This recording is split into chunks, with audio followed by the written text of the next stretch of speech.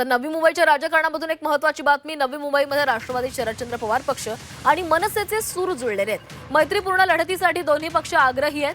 प्रचारात एकमेकांविरोधात टीका करणार नाही. युती होऊ शकली नाही, मात्र प्रचारात टीका टाळणार अशी भूमिका दोन्ही पक्षांकडून घेण्यात आली आहे. नवी मुंबईमध्ये महाविकास आघाडीत बिघाडी झाली असली तरी प्रचारात एकमेकांविरोधात टीका टिप्पणी करणार नाही. दोन्ही पक्षांमध्ये मैत्रीपूर्ण लढतीबाबत एकमत झाल्याचं कळतंय. मनसे, शिवसेना, काँग्रेस आणि आम्ही अशी आघाडी करण्याच्या बाबतीमधले आमचं एकमत होतं. शेवटच्या क्षणापर्यंत माघार घ्यायपर्यंत आम्ही एकमताचा प्रयत्न आम्ही स्वतः पुढाकार घेऊन करत होतो. खरं म्हटलं तर काही जागेवर त्यांनी आग्रह केला होता की त्या जागेवर आम्ही निवडणूक जिंकू शकतो किंवा विजयाची शक्यता आहे, अशा प्रभागामध्ये सुद्धा त्यांनी मागणी केली होती. त्यामुळे ते एकमत होऊ शकलं नाही.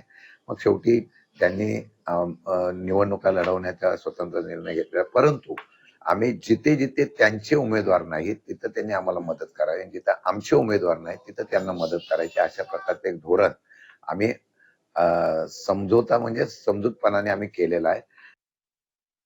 शिवसेना आणि मनसे अशी शिवयुती आम्ही जाहीर केलेली आहे. राष्ट्रवादी आणि काँग्रेस पक्ष आमच्या युतीमध्ये नसणार आहे.